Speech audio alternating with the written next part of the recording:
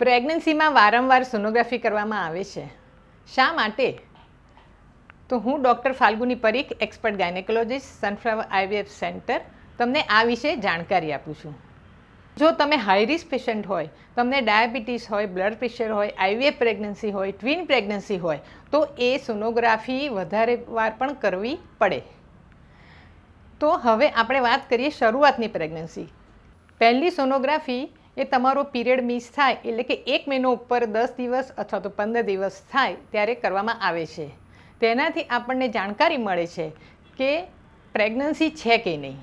છે તો એ ગર્ભાશયમાં છે કે ગર્ભાશયની બહાર, એટલે કે એક્ટોપિક પ્રેગ્નન્સી છે, તે સિંગલ છે કે ટ્વિન છે, લાઈવ છે કે ડેડ છે.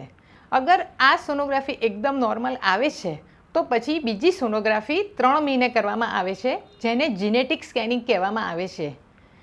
આ સ્કેન ખૂબ જ અગત્યનો છે કે જેમાં તમને મેજર એબનોર્માલિટી જેવી કે બચ્ચાનું માથું જ ના હોવું, માથામાં પાણી ભરાઈ જવું, ડાઉન સિન્ડ્રોમ હોવો, તેનું ડાયગ્નોસિસ ખૂબ જ સરળતાથી શરૂઆતની પ્રેગ્નન્સીમાં થઈ શકે છે. અગર આ બધી સોનોગ્રાફી નોર્મલ આવે તો પછી આપણે 20 વીકની સોનોગ્રાફી કરીએ છીએ, જેને ફિટલ એનોમલી સ્કેન કહેવામાં આવે છે, જેમાં ડિટેલ સોનોગ્રાફી પ્લસ એમાં 2D, 3D, 4D અને કલર ડોપર બધું જ કરવામાં આવે છે. અને એમાં જો મેજર ડિફેક્ટ જાણવામાં મળે તો એ પ્રમાણે જરૂર એક્સ્ટ્રા રિપોર્ટ કરવામાં આવે છે.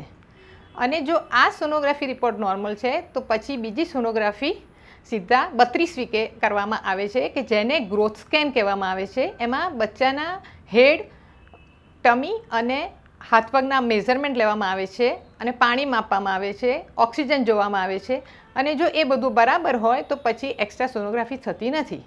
અને ક્યારેક જરૂર પડે તો પછી 38-39 વીક્સે પણ સોનોગ્રાફી કરવામાં આવે છે. રાઇટ ટાઈમ સોનોગ્રાફી કરવાથી, ડાયગ્નોસિસ કરવાથી આપણે હેલ્ધી ફિટસ એટલે કે હેલ્ધી બચ્ચાનો જન્મ થઈ શકે છે અને માતાને પણ કોઈ તકલીફ થતી નથી. સનફ્લાવર હોસ્પિટલમાં દરેક પ્રકારની સોનોગ્રાફી કરવા માટેના લેટેસ્ટ ઇક્વિપમેન્ટ્સ અવેલેબલ છે. Thank you.